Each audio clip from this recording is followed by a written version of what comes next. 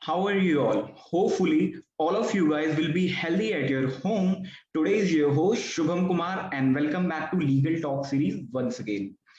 Today is a very special day for me because today I got to take a chance to take your blessings, and today I feel fortunate that you came on Legal Talk show. Respected Kuvar Shekhar Vijender is present among us today, and he's a co-founder and chancellor of Shobit University, and he's an also co-chairman of National Institute of Educational Society. Sir, I am warm welcoming you that you take out your precious time for us. Thank you so much for joining us today. Uh, Sir, my question is for you that I would like to know about your background. Where are you came from and where did you complete your education, sir? Shubham, first of all, congratulate you that you have put an effort and you are doing something motivational for people around and especially the young boys and girls. Yes, And sir. it is really very pleasant to see that a student of the final year of BA LLB, he is putting an effort to meet and explore the possibilities to know people around and to share their story with his audience. Congratulations to you first. Uh, as you have asked me, in my introduction, you mentioned something which I wish to correct. I am co-chair of the National Council on Education of ASSOCHAM. ASSOCHAM Yes, is one of the best apex chamber of commerce of India, yes, sir. apart from being the co-founder and chancellor of Shobit University, which is in Meerut and in district Saharanpur. Yes, sir. And you asked me from where I came, what I am doing, what I did. I hail from a small town of district Saharanpur Yes, in sir. Uttar Pradesh, Eastern UP. There is a small town called Gango. I am sure maximum of you must not have heard about it. Yes, sir. And coming from there, I had a long journey of learning of my education in India, abroad, here and there. There are two types of education. One is formal education, which I started from my village, went to different places. And second is learning of life. Yes, sir. So both the things are happening even now. I will not say I completed my education because we are learning every day something new. So I have very diversified educational background, right from life sciences to management to administration to many other things.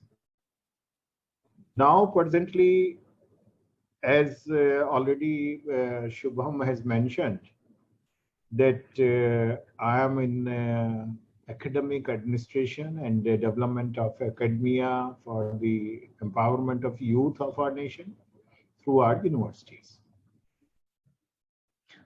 Thank you so much for sharing your uh, valuable and journey, sir. Sir, my second question is for you that why did you think that you should become an entrepreneur? Did you always want to become one?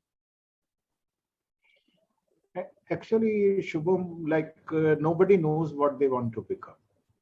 Yeah, Yes, exactly, sir. we were very clear that we have to contribute for the development and the progress of the society and our nation. Yes, sir.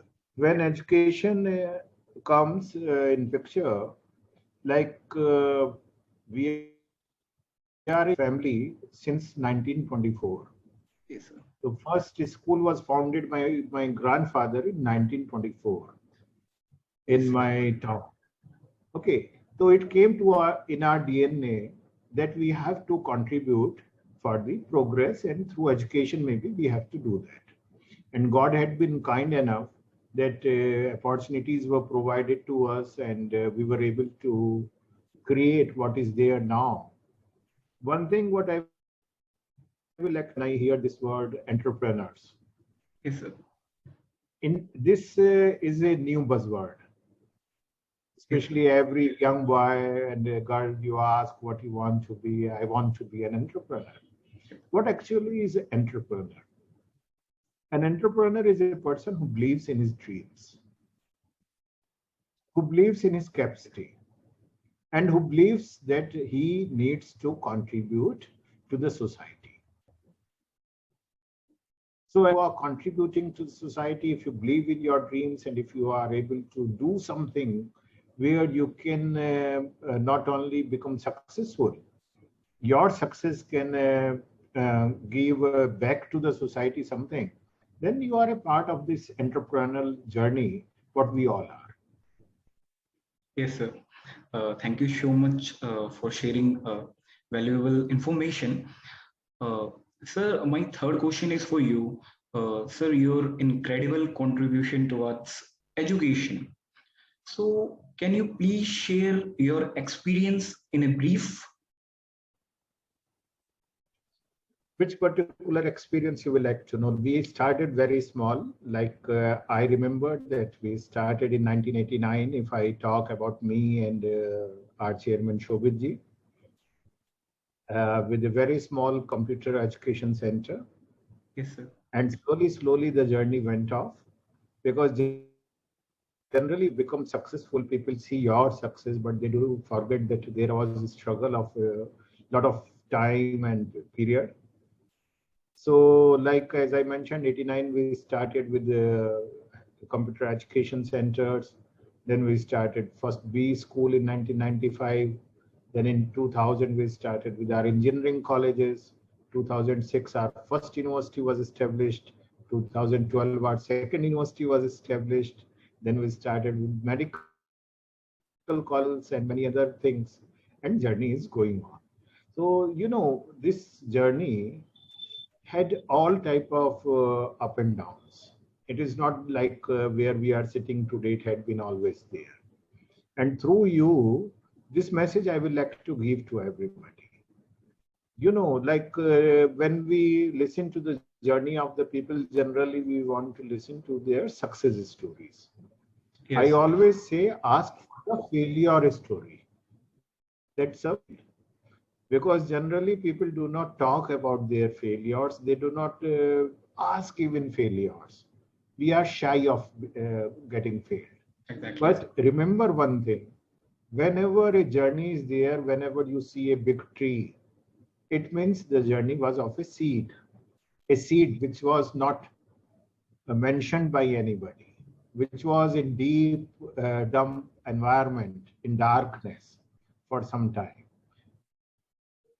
And to survive, sunlight was not there, water was not there, from soil it was taking. Just what was there? A willpower. And slowly the plant came out. The same way, this journey has to be there with all the people. I do not know your audience is more boys and girls, young boys and girls, or legal professionals, but whosoever is there,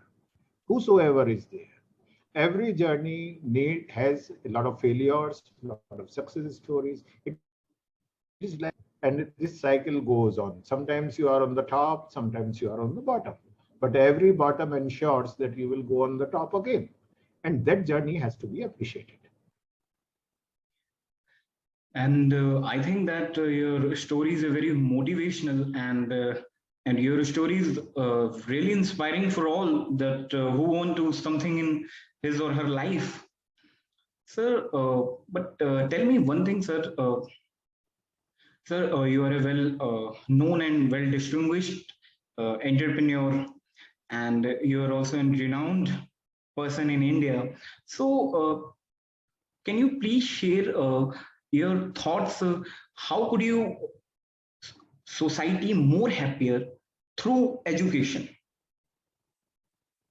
One thing which need to be appreciated, generally what is happening in education, what we are doing in education. We say you will get a placement and you will become a good engineer, doctor, advocate, manager, whatsoever. Yes, sir. So maximum of the time, what we are talking about individual success. Yes, sir. That you can become, and we all are concerned about our individual success more. I always say that the day our educational institutes will start talking about not individual success, but collective progress, and the change will come. And at Shobit University, we are working in that direction. I always say your success, it is important to be successful, but generally the success is very individual, very personalized. Shubham can be a very successful advocate. But if his success is contributing in the progress of the society, of the nation or not, that is important.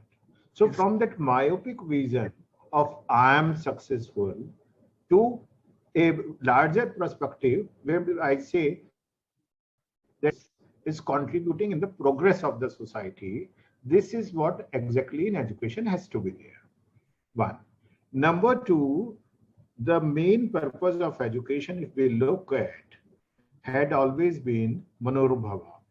In Upanishad, if you will go, it says the purpose of education is Manobhava, Manushya Banna, Acha Manushya Banna. Yes, sir. And this focus our educational institutes have to have. Yes, When sir. we will be being, when we will create an environment in our institutions, in our society, where the child is a good human being. So 99% of the issues are solved. Empowerment starts. At Shobit University, we say that education empowers. Education does not empower you just to get a job that you will get. Education empowers you to become a good human being, a good professional, a person whose success will contribute in the society, a very important part of the society. Then only your empowerment is there. And this is what we are trying to do. And I believe strongly in that. And we are working in that direction.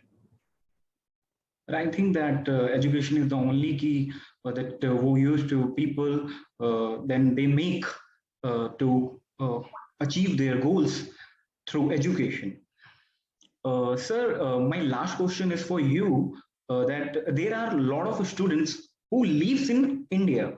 So, can you please share a journal tips that who want to something in his or her life and who want to preparing for the government competitive exam as well as corporate sector exam. So, if you have any journal tips for them.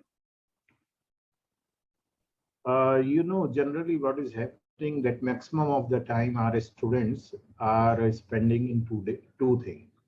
One, worrying about their future, if I will get it. Yes.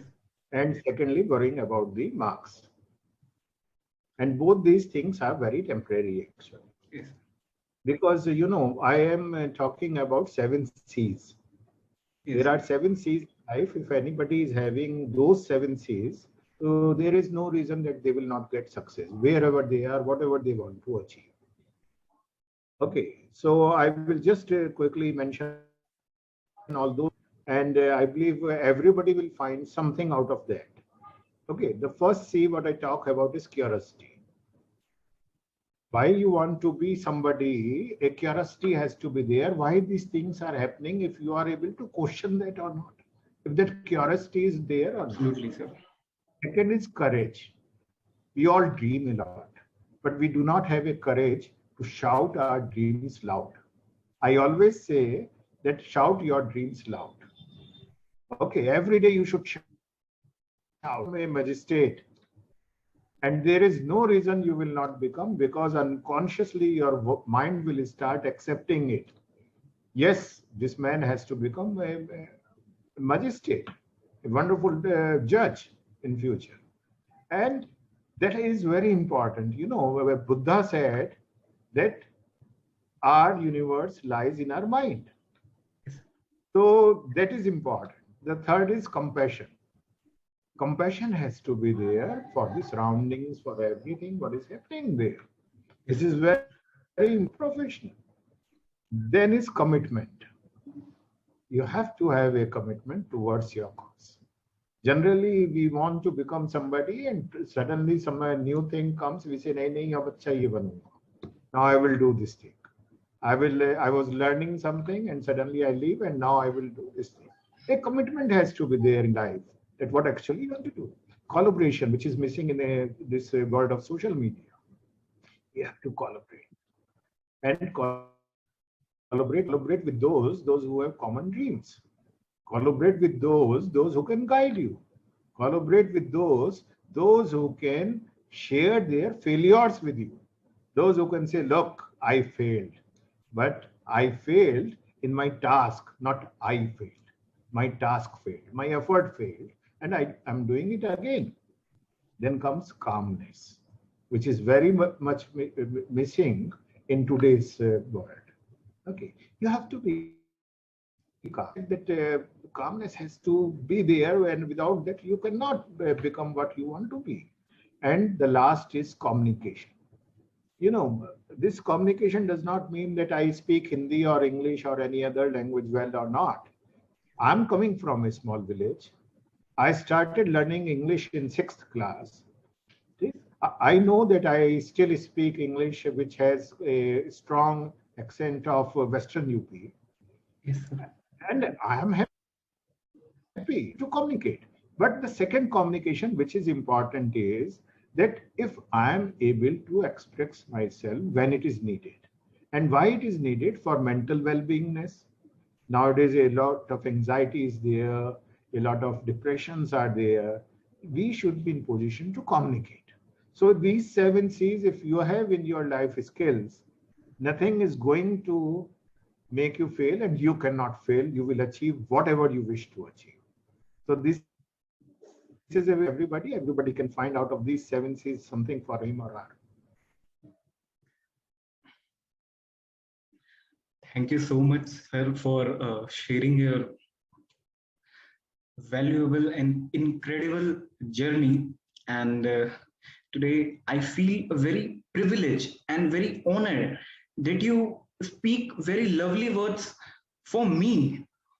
And today, sir, how can I thank you, sir?